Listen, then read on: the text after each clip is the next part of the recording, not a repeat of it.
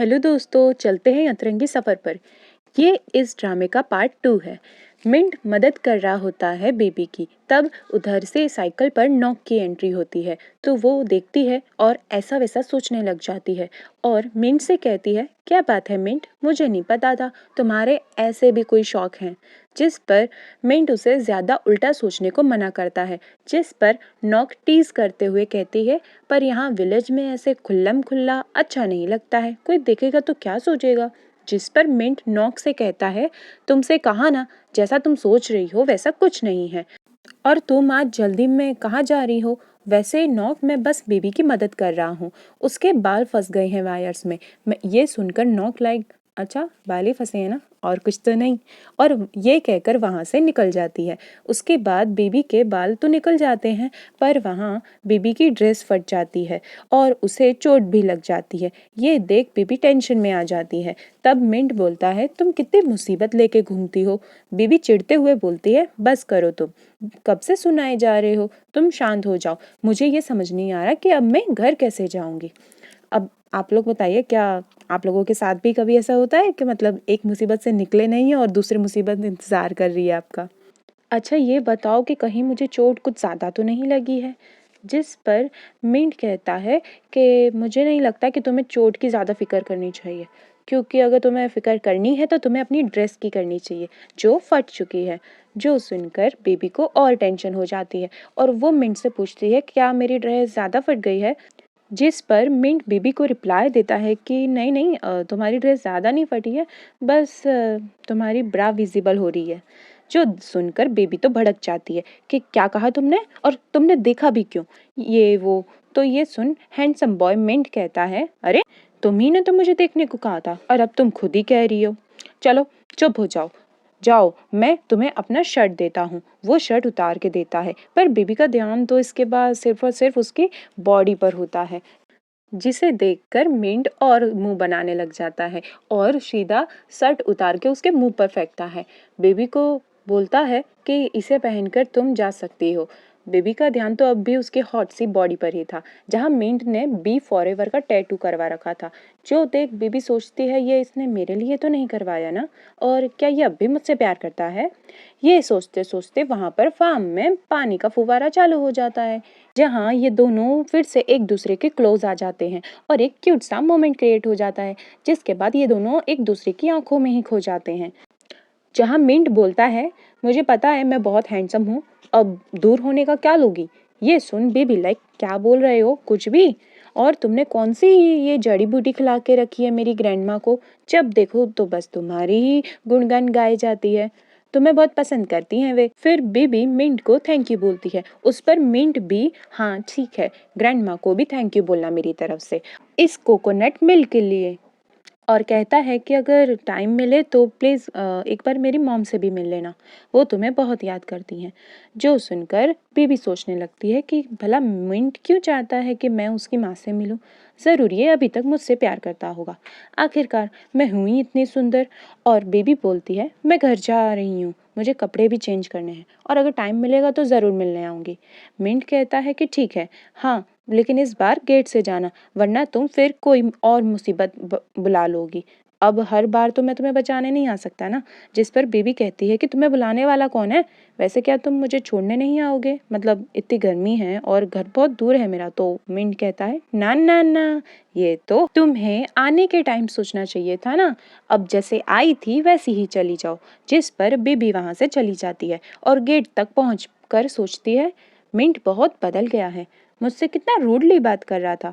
और फिर अपनी गलतफहमियों की दुकान खोलते हुए सोचती है कि नहीं नहीं, ऐसा नहीं हो सकता, जरूर मुझे वो एटीट्यूड दिखा रहा होगा। अभी आएगा मेरे पीछे पीछे अपनी मोटर व्हीकल लेकर और मुझसे कहेगा, प्लीज़ प्लीज़ प्लीज़ बेबी चलो, मैं तुम्हें घर छोड़ देता हूँ, चलो ना। आखिर मैं इतने हुई ब्यूटीफुल जो वो मुझे मना कर ही नहीं सकता है। जहाँ थोड़ी देर बाद वहाँ पीछे से मोटर व्हीकल की आवाज़ आ जाती है, जिससे सुन बेबी तो 7वें आसमान पे पहुँच जाती है। देखा, आ गया ना मजनू लाइन पर। लेकिन यहीं पर बीबी का पोपट बन जाता है, क्योंकि ये तो कोई और ओल्ड अंकल जा रहे होते हैं। जिसे देख बीबी लाइक, क्या सच में वो नहीं आएगा, मुझे चलकर ही जाना पड़ेगा। जिसके बाद बेबी अपने पास्ट को याद करती है, जहाँ पर मिंट और एक और लड़का जिसका नाम है वेव, वो दोनों बेबी के आगे पीछे मंडराते रहते थे और उसे कहते रहते थे कि बेबी मेरे साथ जाएगी, बेबी मेरे साथ जाएगी, और ऐसे ही उसके लिए लड़ते रहते थे।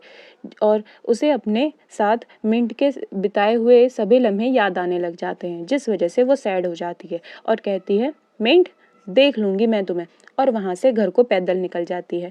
अब सीन शिफ्ट होता है ग्रैंडमा के घर, जहाँ पर बैम घर पर बोर हो रही थी और वो बो को दिख उससे बात करने को बुलाती है और उससे पूछती है कि आज घर में इतनी शांति क्यों है, सब कहाँ गए हैं।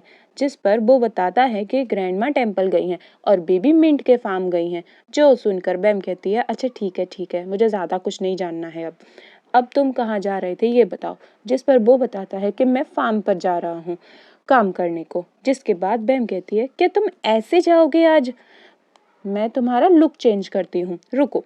जिस पर वो कहता है क्या फार्म पर जाने के लिए भी ड्रेसअप होना पड़ेगा। जिस पर बैम कहती है हाँ हाँ क्यों नहीं, इंसान को हमेशा अच्छा दिखना चाहिए। जिसके बाद हमें तो वो फुल्ली ड्रेसअप होकर आता दिखाते हैं, जिसे एक नज़र देख बैम तो खो ही जाती है और उसकी तारीफ करती है। देखा, अब लग रहे हो ना एकदम कूल। जहाँ वो बो को नर्वस होते हुए देखती है तो कहती है अरे चिल ना, मैं बता रही हूँ तुम्हें, मुझसे अच्छा फैशन सेंस ऑफ ह्यूमर यहाँ पर किसी का नहीं है, और तुम जैसे ही बाहर जाओगे तुम्हें जो भी लोग देखेंगे वो तुम्हारी तारीफ करेंगे, इसमें कोई टेंशन लेने वाली बात नहीं है। लड़कियां तो तुम पर लट्टू हो जाएंगी देखना। और उसकी पिक्स लेने लगती है, जहाँ पर एंट्री होती है नॉक की, जो आते ही साथ बो पर चढ़ जाती है कि ये क्या पहना हुआ है तुमने, ये सब तुम्हें किसने पहनाया। उसे ना बिल्कुल भी फैशन की सेंस नहीं है, कितने बकवास लग रहे हो तुम। जिस पर बैम कहती है ओ हेलो, वो मैं हूँ जिसने ये चेंज करवाया है, ठीक है। और ये दोनों ये कहकर एक दूसरे को बकवास बोलने लग जाती है। जिसके बाद नॉक बो से कहती है अरे बो, मैंने ना तुम्हारे लिए एक और नया सॉन्ग लिखा है, क्या तुम्हें वो सुनना है। जिस पर बैम कहती है तुम लोगों को जो करना है करो, पर मैं तुम्हारा वो बकवास सॉन्ग नहीं सुनने वाली हूँ। इसलिए वो साइड में जाकर बैठ जाती है। लेकिन फिर उससे ये क्यूरियोसिटी होती है कि आखिर ये कितना अच्छा गाना गा लेती है, जो वो सुनने के लिए मरा जा रहा है। इसलिए वो कान में ईयरफोन तो लगाती है लेकिन फ़ोन में गाना नहीं चलाती है और ध्यान से उसका गाना सुनने लगती है। और जब नॉक बो को वो गाना सुना रही होती है, तब वो गाना बेम भी सुन रही होती है और उसे वो गाना सच में बहुत अच्छा लगता है। इतना कि वो उसे एंजॉय करते करते डांस भी करने लग जाती है। जिसके बाद वो याद करती है कि पास्ट में वो भी इसी तरीके से बो के साथ गाना और डांस किया करती थी। और जिसके बाद बो और नोक उसे सपनों की दुनिया से बाहर लाते हैं और पूछते हैं तुम्हें भी अच्छा लगा ना हमारा गाना, सच सच बताना। जिसके बाद बैम की चोरी पकड़ी जाती है, लेकिन वो फिर भी अपनी बात को संभालते हुए कहती है नहीं तो, मैं तो बस डैब कर रही थी और मैं अपने फ़ोन में गाना एंजॉय कर रही थी, मैं भला क्यों तुम्हारा गाना सुनने लगी। और तुम्हें पता भी है डैब का मतलब क्या होता है। चलो छोड़ो, तुम्हें कैसे पता होगा, तुम तो विलेज से हो ना। और ऐसा कहकर चली जाती है। जिसके बाद नॉक और बो को तो कुछ पल्ले ही नहीं पड़ता है। अब सीन शिफ्ट होता है ग्रैंडमा पर, जो कि सिलाई कर रही थी। तब उन्होंने बेबी को आते हुए देखा, तो वो बेबी से कहती हैं तुम इतनी जल्दी क्यों आ गई और ये शर्ट क्यों पहनी है। तो बेबी ग्रैंडमा से झूठ बोलती है कि कहीं मुझे सनबर्न हो गया तो बस इसीलिए पहनी है। ग्रैंडमा कहती है अच्छा, अब मुझे जल्दी से बताओ वहाँ क्या क्या हुआ, और मुझे सब कुछ जानना है। बेबी सच सच बताओ, क्या तुम्हें मिंट मिला और कैसा रहा सब कुछ। जिस पर बेबी कहती है ठीक ही था। जिस पर ग्रैंडमा कहती है क्या सिर्फ ठीक ही लगा तुम्हें सब कुछ, क्या तुमने उसे अच्छे से देखा वो कितना बदल गया है। अब ये तो हम ही जानते हैं कि बेबी ने उसे कितने अच्छे से देखा था। जिस पर बेबी उन्हें मैं बहुत थक गई हूँ ग्रैंडमा और आराम करना चाहती हूँ ये कहकर रूम में चली जाती है, जहाँ अब रात को बेबी सोने को जाती है। पर वो अब भी खोई हुई थी। वो अभी भी मिंट और उसके पुराने दिनों को याद कर रही होती है और सोचती है कि सच में वो इतना बदल गया है, और पुराने मिंट को मिस कर रही होती है। मुझे तो लगा था कि सिर्फ मैं ही बदल गई हूँ, लेकिन यहाँ भी कुछ कम बदलाव नहीं आए हैं। और यही सोचते सोचते वो सो जाती है और अपने सपनों में पुराने दिनों के बारे में याद कर रही होती है। और यही सोचते सोचते सुबह हो जाती है, जहाँ पर वो ये सब कुछ सोचते हुए मुस्कुराने लगती है और बत्ती से भी निकालने लग जाती है। खैर, जिसके बाद जब वो सुबह आंखें खोलती है तब भी उसे वहीं सामने मिंट ही दिखाई दे रहा होता है। अब ये सपना था या हकीकत, ये हम जानेंगे नेक्स्ट एपिसोड में। तब तक के लिए मेरा वेट कीजिएगा और मेरी वीडियोस को बहुत सारा प्यार दीजिएगा। Thanks for watching.